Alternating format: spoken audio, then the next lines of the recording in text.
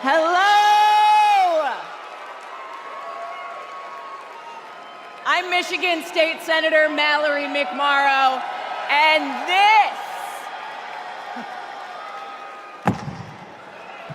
this is Project 2025.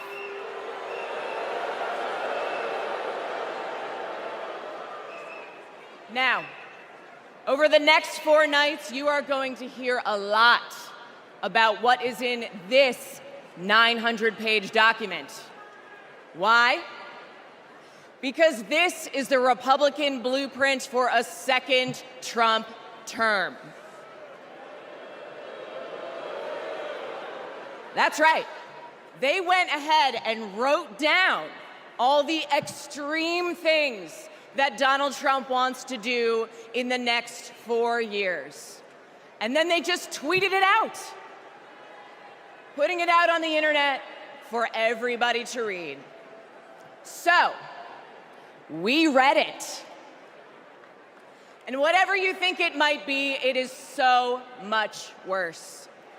Tonight, I want to tell you about just one aspect of Project 2025.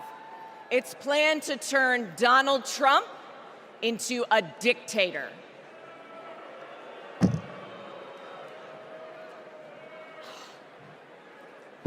Okay, right here on page 535, it says, quote, reissue Trump's Schedule F executive order to permit discharge of non-performing employees.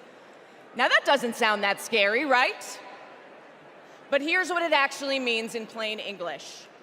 If Donald Trump gets back into the White House, he's going to fire civil servants like intelligence officers, engineers, and even federal prosecutors if he decides that they don't serve his personal agenda.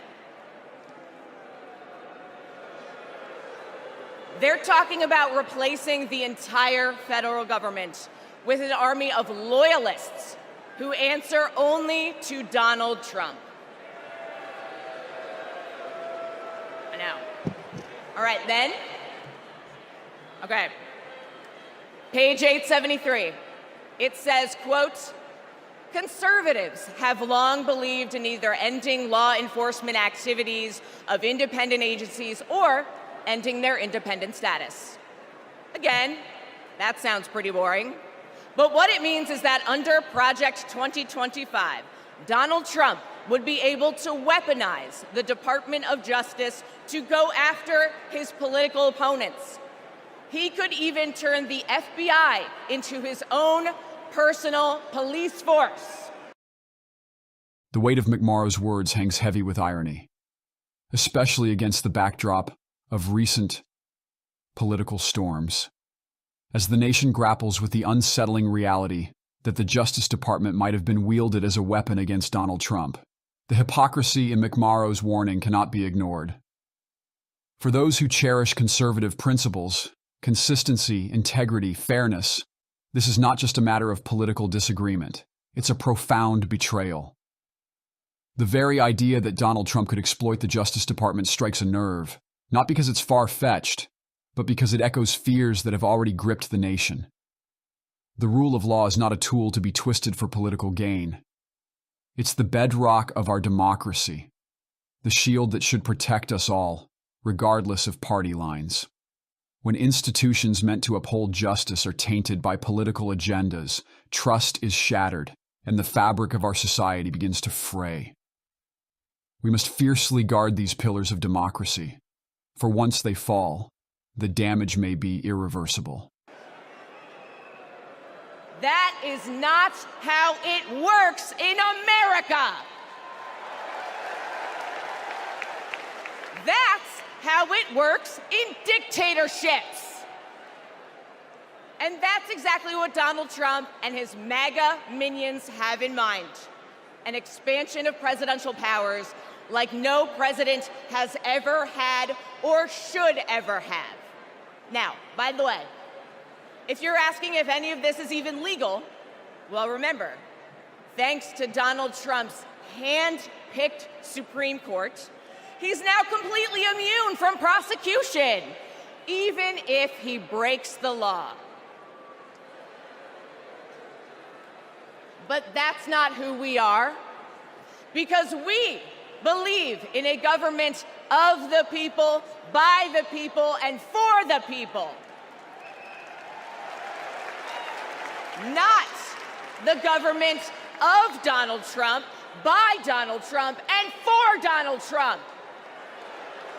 We believe in the separation of powers and the rule of law. We believe in a system built up to serve everyone, not breaking a system to serve one petty, selfish man. The truth is, there's only one way to stop him, and to stop Project 2025. How do we do it? We elect Kamala Harris this November. Thank you, Chicago, for your energy. Thank you, Kamala Harris and Tim Walz, for your vision. Thank you, Chicago, for your energy. Thank you, Kamala Harris and Tim Walz, for your vision. And thank you, Joe Biden. 6 years ago, I was taking omelet orders as a waitress in New York City. I didn't have health insurance. My family was fighting off foreclosure, and we were struggling with bills after my dad passed away unexpectedly from cancer. Like millions of Americans, we were just looking for an honest shake. And we were tired of a cynical politics that seemed blind to the realities of working people. It was then, only through the miracles of democracy and community, that the good people of the Bronx and Queens chose someone like me to elect them in Congress. And America, in my heart, I know from that same cloth of hope and aspiration, we will also elect Kamala Harris and Tim Walz as President and Vice President of the United States of America. I am here tonight because America has before us a rare and precious opportunity. In Kamala Harris, we have a chance to elect a president who is for the middle class because she is from the middle class. She understands the urgency of rent checks and groceries and prescriptions. She is as committed to our reproductive and civil rights as she is to taking on corporate greed. And she is working tirelessly to secure a ceasefire in Gaza and bringing hostages home. In Kamala Harris, I see a leader who understands. I see a leader with a real commitment to a better future for working families. And Chicago, we have to help her win. Because we know that Donald Trump would sell this country for $1 if it meant lining his own pockets and greasing the palms of his Wall Street friends. And I, for one, am tired of hearing about how a two-bit union buster thinks of himself as more of a patriot than the woman who fights every single day to lift working people out from under the boots of greed, trampling on our way of life.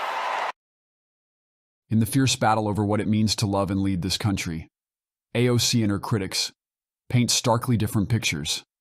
AOC's fiery claim that Donald Trump would sell this country for $1 isn't just a criticism, it's a dagger aimed straight at the heart of those who see Trump as a patriot who put everything on the line for America.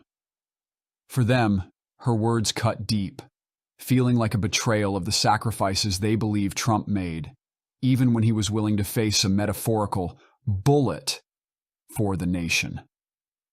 The American public holds dear the ideals of self-reliance, personal responsibility, and a relentless work ethic. So when AOC champions collective action, pushing for unions and government intervention, it feels to many like an attack on the very soul of the freedom they treasure. Their outrage isn't just about her words. It's rooted in a fear that her vision for America could strip away the liberties and values they hold so close to their hearts. AOC's rhetoric to them is not just a political stance, but a threat to the freedom they fiercely protect. The truth is, Don, you cannot love this country if you only fight for the wealthy and big business. To love this country is to fight for its people, all people, working people, everyday Americans like bartenders and factory workers and fast food cashiers who punch a clock and are on their feet all day in some of the toughest jobs out there. You know, ever since I got elected, Republicans have attacked me by saying that I should go back to bartending. But let me tell you, I'm happy to any day of the week because there is nothing wrong with working for a living.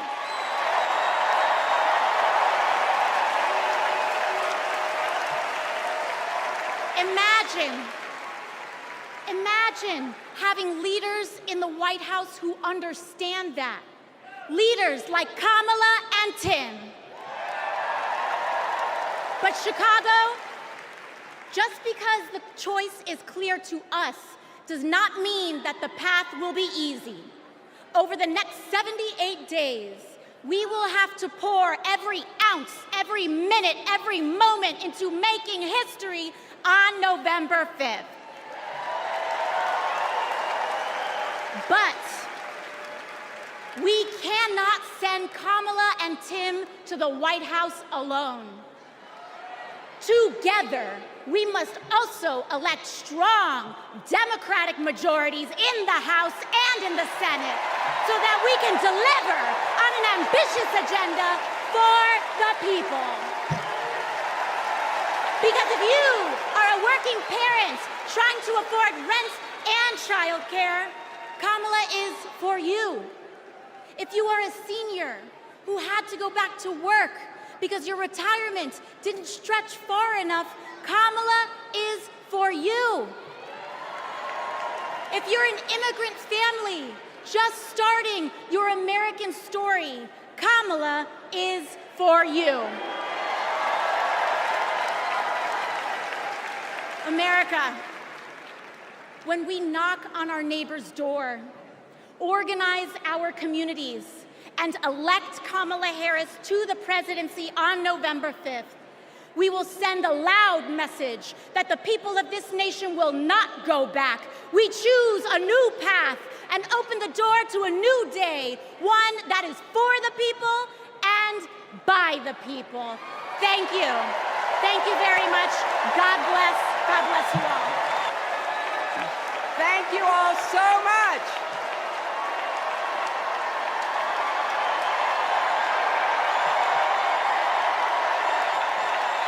Thank you.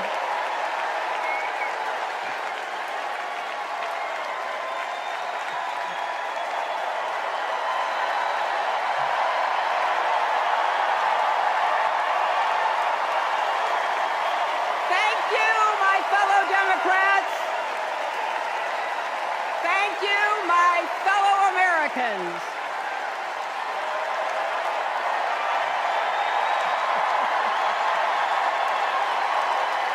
Thank you so much. You know,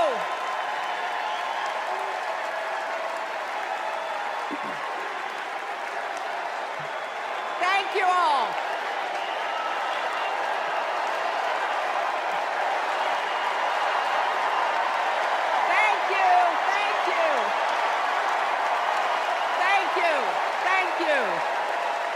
Thank you so much. Wow. There's a lot of energy in this room, just like there is across the country.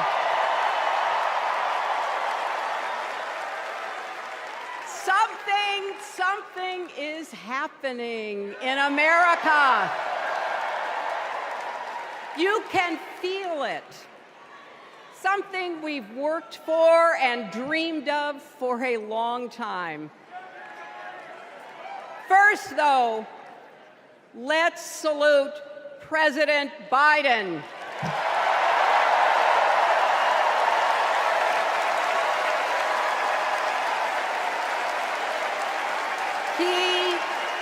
He has been democracy's champion at home and abroad. He brought dignity, decency, and competence back to the White House. And he showed what it means to be a true patriot. Thank you, Joe Biden, for your lifetime of service and leadership.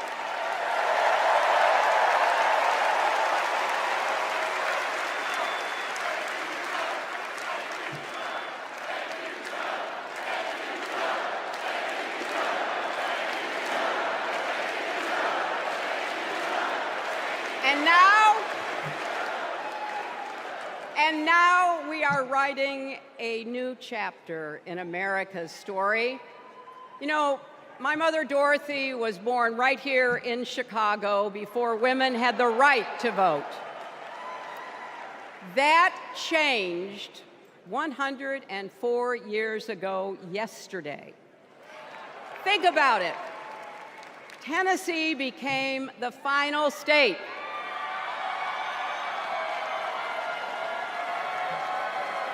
to ratify the 19th Amendment to the Constitution.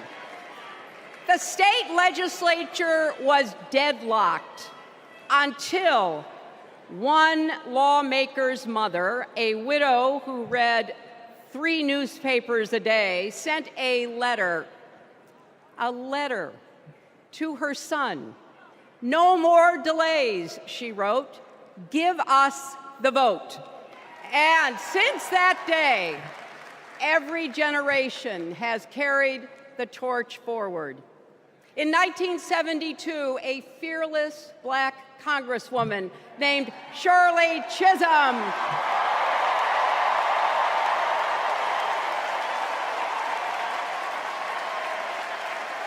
she ran for president. And her determination let me and millions of others dream bigger, not just because of who she was, but because of who she fought for. Working parents, poor children, the last, the least, and the lost. In 1984, I brought my daughter to see Geraldine Ferraro, the first woman nominated for vice president. If we can do this, Jerry said, we can do anything. And then there was 2016, when it was the honor of my life to accept our party's nomination for president.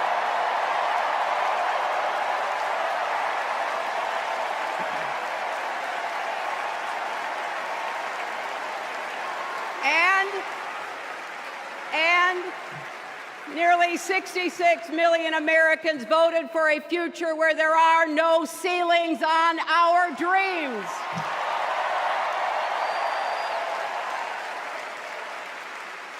And afterwards, we refused to give up on America. Millions marched, many ran for office. We kept our eyes on the future. Well, my friends, the future is here.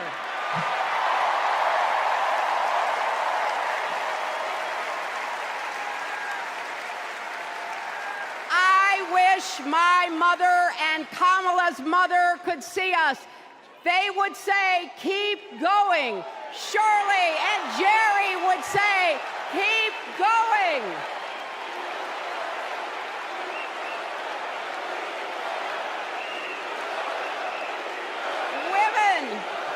Women fighting for reproductive health care are saying, keep going. families building better lives, parents stretching to afford childcare, young people struggling to pay their rent. They're all asking us to keep going. So, with faith in each other and joy in our hearts, let's send Kamala Harris and Tim Walz to the White House.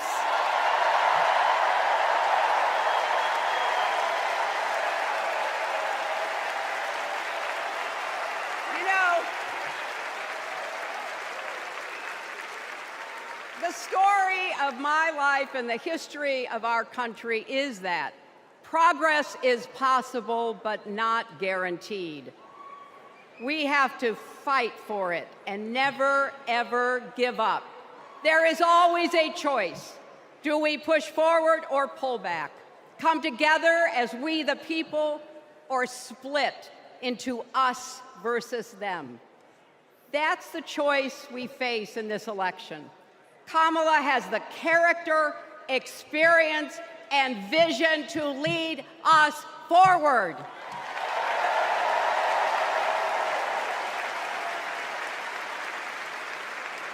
I know her heart and her integrity. We both got our start as young lawyers, helping children who were abused and neglected. That kind of work changes a person.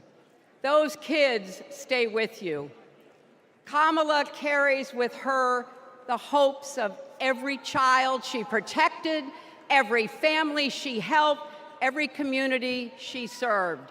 So as president, she will always have our backs, and she will be a fighter for us. She will fight to lower costs for hardworking families, open the doors wide for good-paying jobs, and yes, she will restore abortion rights nationwide.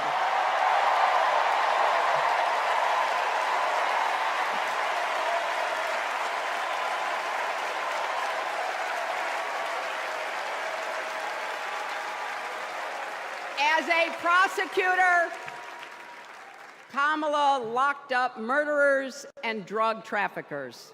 She will never rest in defense of our freedom and safety. Donald Trump fell asleep at his own trial, and when he woke up, he made his own kind of history, the first person to run for president with 34 felony convictions.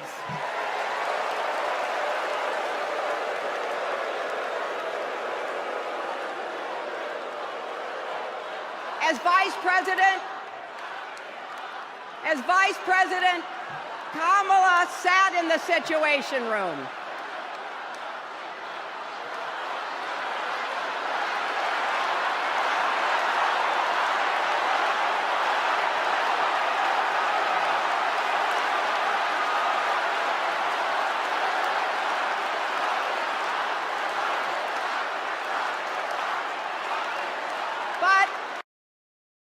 Hillary Clinton's remarks and the public's response paint a haunting picture of the troubling double standards in our justice system. The sight of her seemingly reveling in the weaponization of the justice system against Donald Trump strikes many as a blatant abuse of power, a twisted use of legal authority not for justice, but for political vengeance.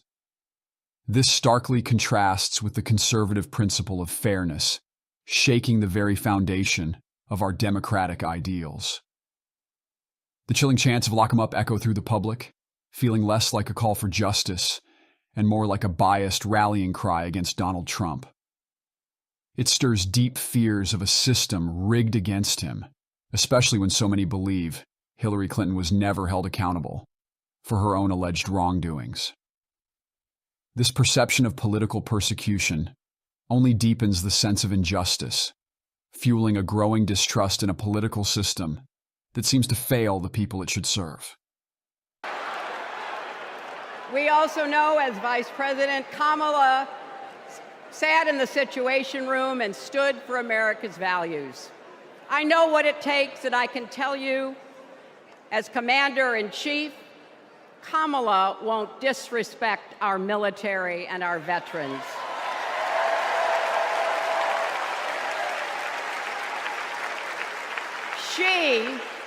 She reveres our Medal of Honor recipients. She won't be sending love letters to dictators. She will defend democracy and our Constitution and will protect America from enemies, foreign and domestic.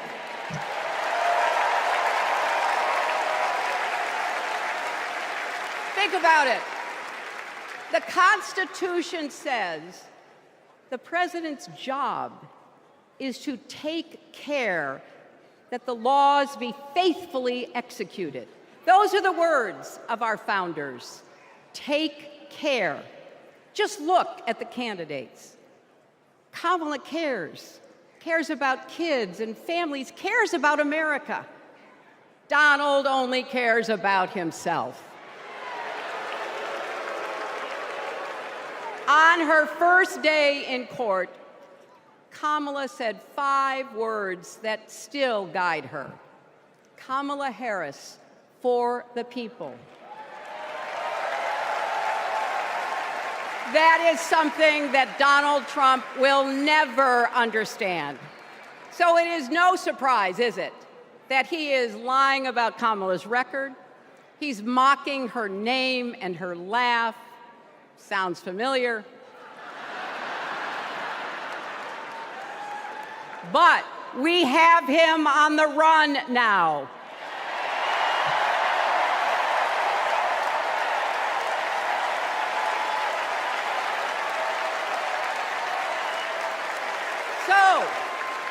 So, no matter what the polls say, we can't let up. We can't get driven down crazy conspiracy rabbit holes. We have to fight for the truth. We have to fight for Kamala as she will fight for us. Because you know what? It still takes a village to raise a family, heal a country, and win a campaign.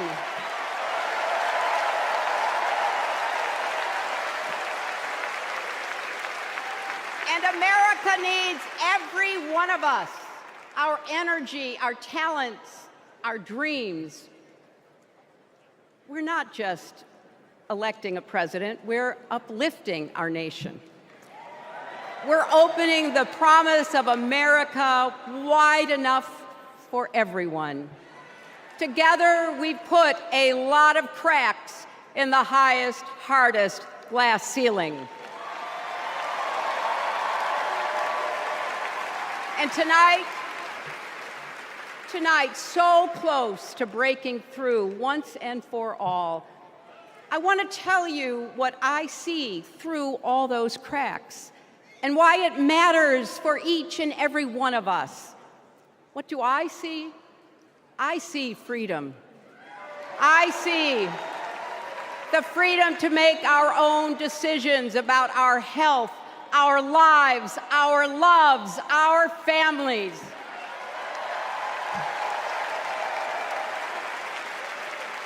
The freedom to work with dignity and prosper, to worship as we choose or not, to speak our minds freely and honestly.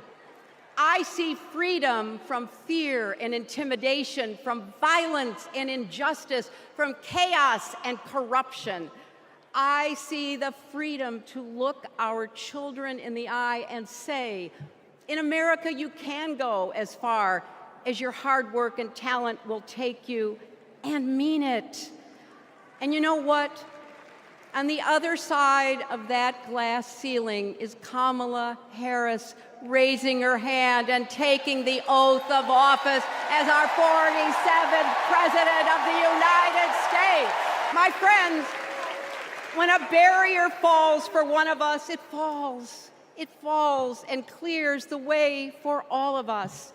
So for the next 78 days, we need to work harder than we ever have. We need to beat back the dangers that Trump and his allies pose to the rule of law and our way of life. Don't get distracted or complacent. Talk to your friends and neighbors. Volunteer. Be proud champions for the truth and for the country that we all love. Thank you. Thank you so much. Love you too.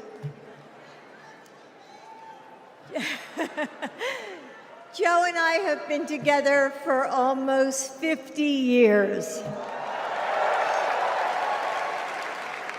And still, there are moments when I fall in love with him all over again.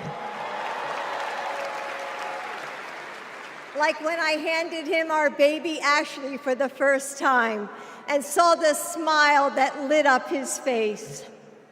Or on nights after an exhausting day working in the Senate, when he would read one more bedtime story just because the kids asked.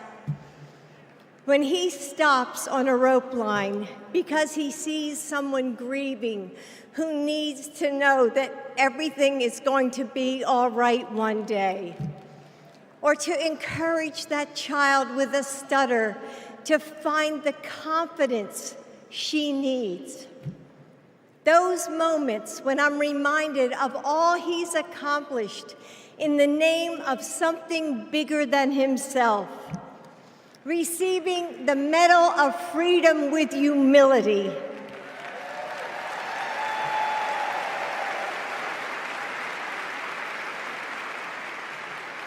Placing his hand on our family Bible to take his oath of office. And weeks ago, when I saw him dig deep into his soul and decide to no longer seek re-election and endorse Kamala Harris. This situation can be interpreted as a harrowing reflection of broader fears about the erosion of political integrity and the decay of true leadership. Jill Biden's praise for Joe Biden's decision might seem to the public like a troubling part of a larger unsettling narrative, where a politician is expected to toe the party line, even when it means sacrificing personal convictions.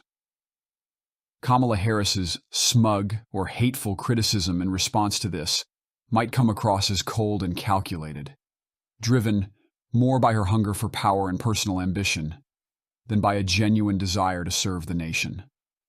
This perspective cuts deep, emphasizing a profound value that prioritizes humility, dedication to service, and the preservation of time-honored leadership principles. The idea that Joe Biden has surrendered to an internal coup only intensifies the fear that there is something deeply wrong beneath the surface, an unsettling sense that internal manipulation is eroding the very fabric of our democratic process. For the public, this scenario casts a long, dark shadow over the integrity of our political system, raising alarms about the influence of the party elite, who seem to be pulling the strings and dictating the course of our nation's future.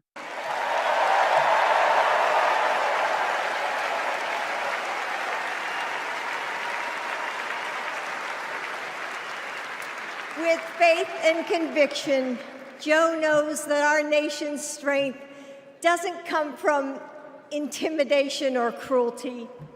It comes from the small acts of kindness that heal deep wounds, from service to the communities that make us who we are, from love of a country that shines with promise and renewal. Kamala Harris knows that too.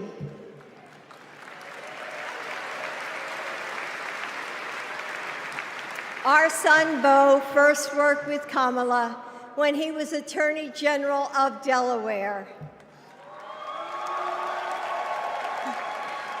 He told me at the dinner table one night, "Mom, she's special, someone to keep your eye on." And he was right. Joe and I know Kamala. we have seen her courage, her determination, and her leadership up close. Kamala and Tim, you will win.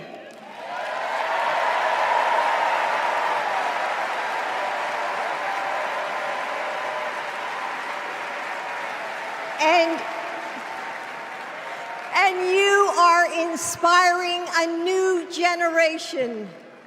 We are all a part of something bigger than ourselves, and we are stronger than we know.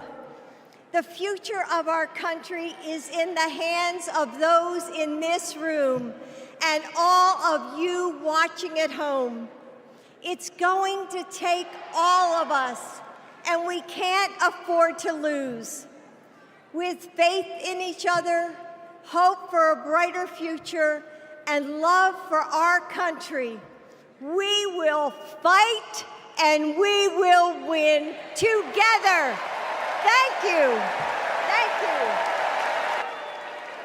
To my dearest daughter, Ashley, God love you, you're incredible.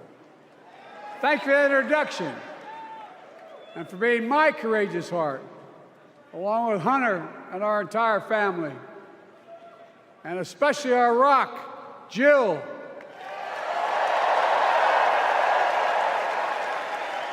Who, as those of you who know us, she still leaves me both breathless and speechless. Everybody knows her. I love her more than she loves me. She walks down the stairs and I still get that going boom, boom, boom. You all will know me. No, I'm kidding. Let's give a special round of applause to our First Lady, Jill Biden.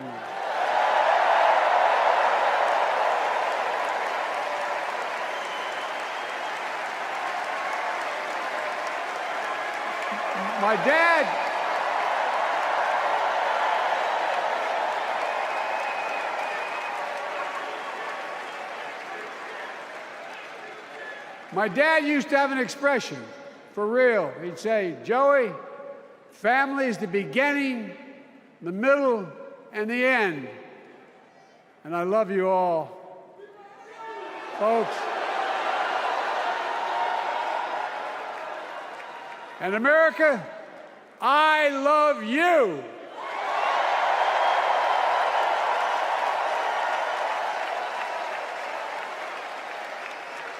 Folks, let me ask you.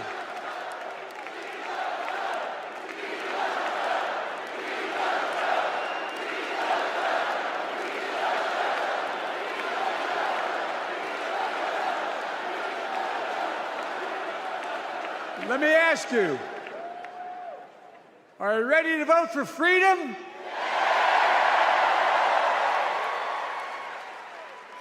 Are you ready to vote for democracy and for America? Let me ask you, are you ready to elect Kamala Harris and Tim Walz, President and Vice President of the United States?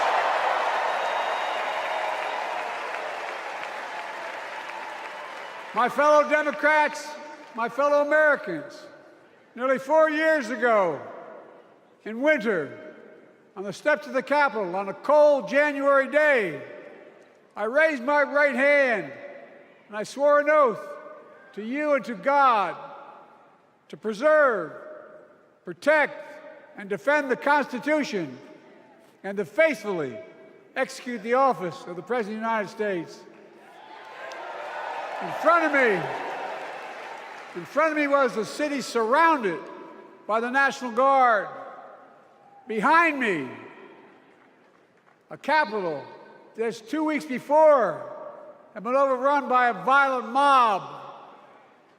But I knew then, from the bottom of my heart, that I knew now, there is no place in America for political violence. None. You cannot say you love your country only when you win.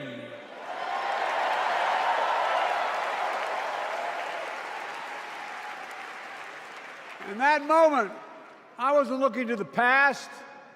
I was looking to the future. I spoke of the work at hand.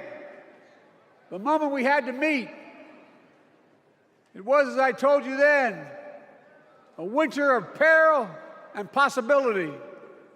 Of peril and possibility. We're in the grip of a once-in-a-century pandemic, historic joblessness, a call for racial justice long overdue, clear and present threats to our very democracy. Thank you.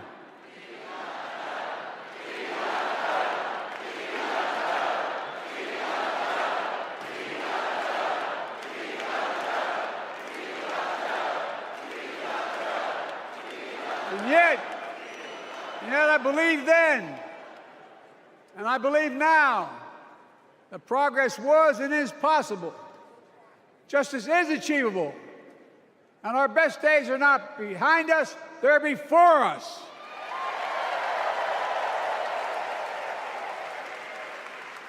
Now it's summer. The winter has passed, and with a grateful heart, I stand before you now on this August night to report that democracy has prevailed. Democracy has delivered. And now democracy must be preserved.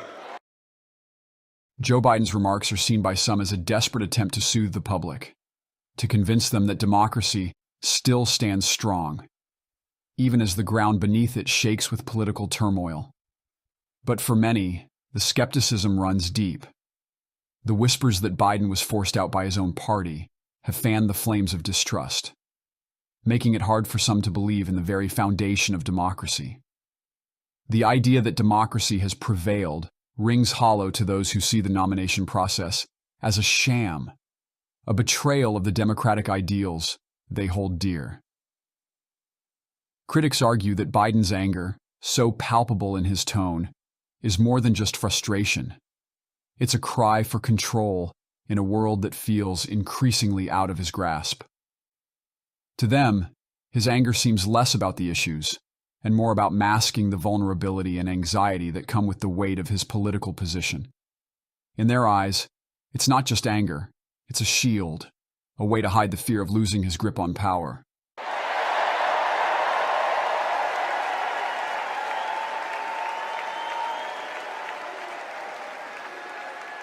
You've heard me say it before.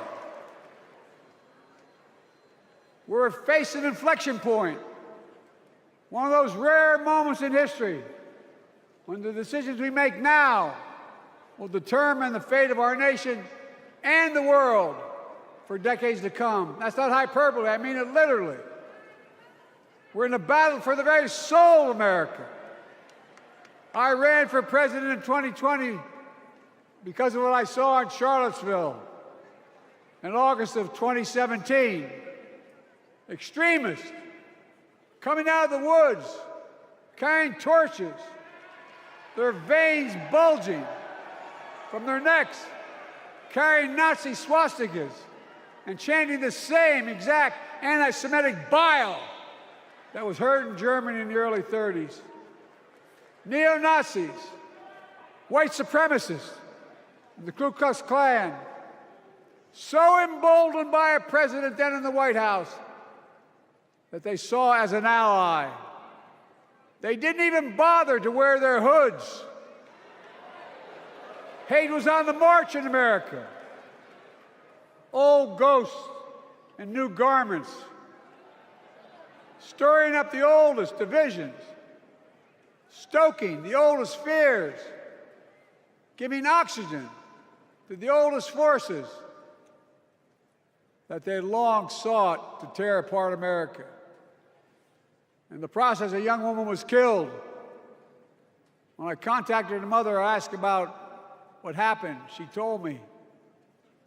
When the president was asked what he thought had happened, Donald Trump said, and I quote, "There are very fine people on both sides. My God." That's what he said. That is what he said and what he meant. The importance of truth and integrity in political discourse cannot be overstated. The controversy surrounding the very fine people narrative is a stark reminder of how political narratives can be twisted and weaponized. For many, the repeated use of this debunked statement in Joe Biden's rhetoric feels like more than just a political maneuver. It feels like a profound moral failing. When a respected fact-checking agency like Snopes eventually clarified that Donald Trump did not call neo-Nazis very fine people, it only deepened the sense of betrayal among those who value honesty in politics. There is a growing frustration, a simmering anger among the public, especially those who see this as a deliberate distortion of facts to tarnish Donald Trump and his supporters. It's not just about politics. It's about the erosion of trust. When facts are bent to serve an agenda, it strikes at the very heart of conservative values: honesty, fairness, and integrity.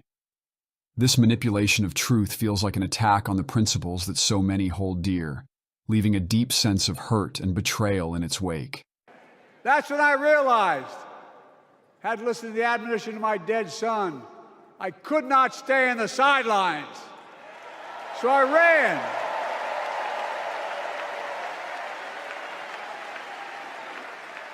Because I had no intention of running again. I just lost part of my soul.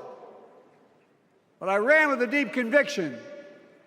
In America, I know and believe in an America where honesty, dignity, decency still matter.